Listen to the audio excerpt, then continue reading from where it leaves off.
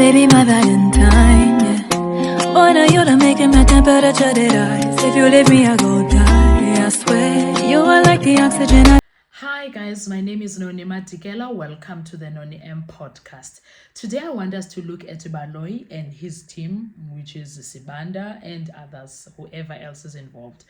When it comes to the Senzo Meyiwa case, what are they trying to do? What are they up to? What are they manufacturing? What are they cooking as Bemgomezulu? But before we get into doing that, guys, please make sure you do not forget to like, to share, to comment, and most importantly, please make sure you are subscribed on the channel. Please make sure you are watching the videos up until the end and you are watching the ads that are coming through. When you are doing that, you are helping the channel to grow financially and in numbers. Thank you so much. I really appreciate you.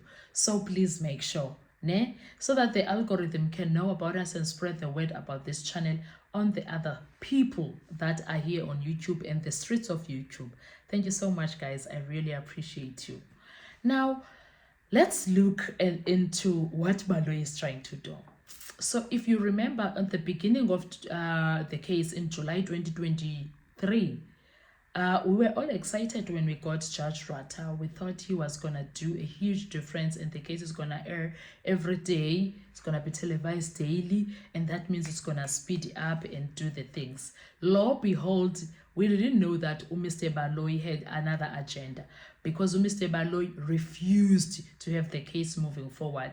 And little by little, we kept on seeing a different side of Rata after being so excited, and we were doing a hoo-ha about our excitement about him.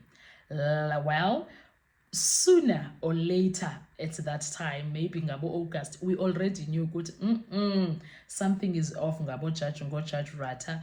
What was off ngabo Judge Rata was that he never reprimanded Baloyi up until today. He doesn't reprimand. He never reprimanded him. He doesn't reprimand him whatsoever up until this day. Why am I saying that he doesn't reprimand him? Baloyi, from then, we will have postponement because the defense did not have certain documents, and he wants them to start doing a cross-examination on something that they have never seen.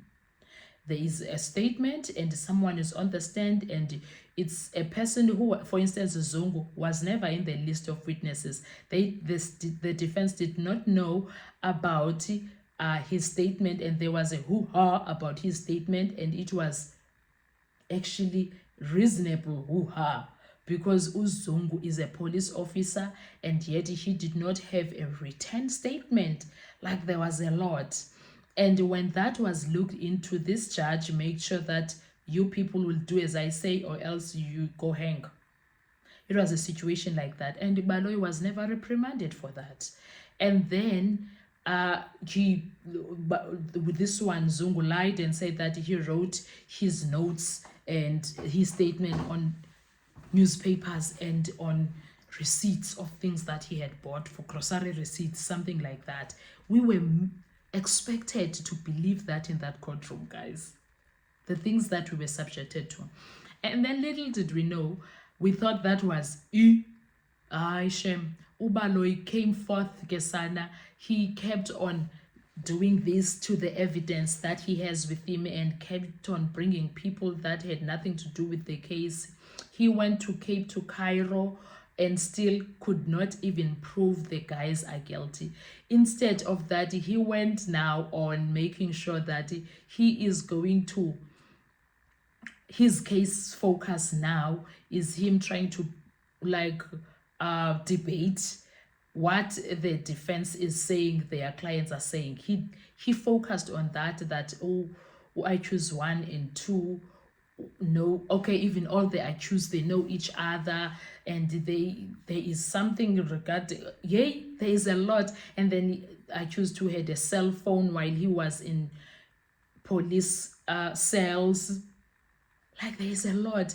And all of this, in my view, he is doing it to bombard the defense so that they overlook other things, and then these guys get sentenced over them not looking into things.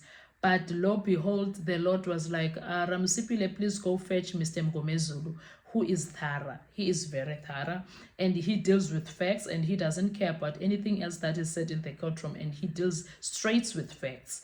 And then we have Mshololo, who was taught by the judge, painfully so, and Mshololo is like on everything that the judge taught her.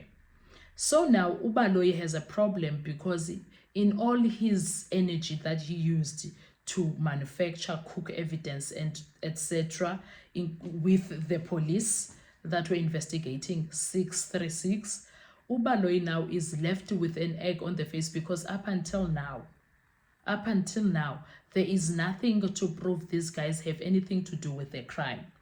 But what he is doing now, he used bank statements to make sure that we know the guys were in Gauteng and those contact numbers are theirs. And then he's currently using cell phone data to prove that the guys killed Senzo or conspired to kill Senzo. But still, instead, the cell phone data proved that the shooter and the driver were never near the Khumalo home at the day of the incident. Yet he is still like bombarding them with all of that information. And in my view, what he was trying to do, he was trying to exhaust the defense. 2 weeks, they were doing cell phone data analysis.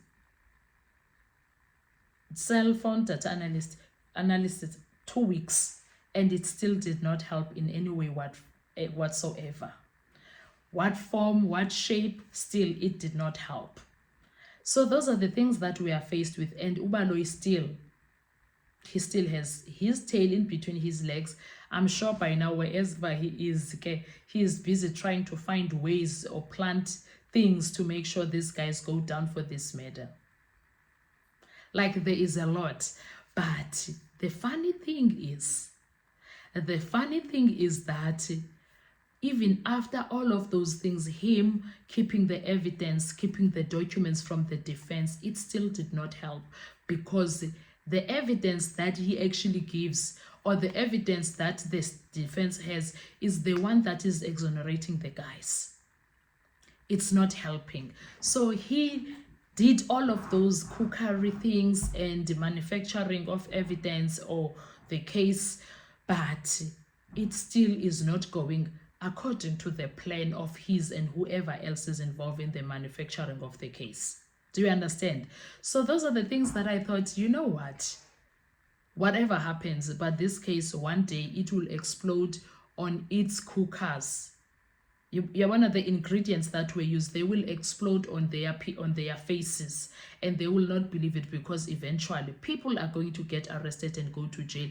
Even if they are sitting down and they are on retirement, they will be fetched and go to prison in their old age homes. That is how big the whole corruption that is involved in this case. There's a lot of things that are happening that even when you are listening, you think Judge Rata has shown you crickets. He starts bringing AK-47s, and after giving crickets, he has brought everything.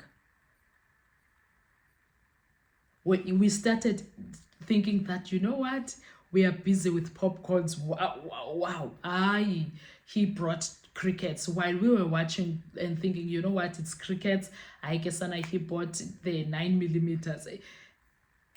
He's gonna bring AK-47. You watch. This is how far this case is going.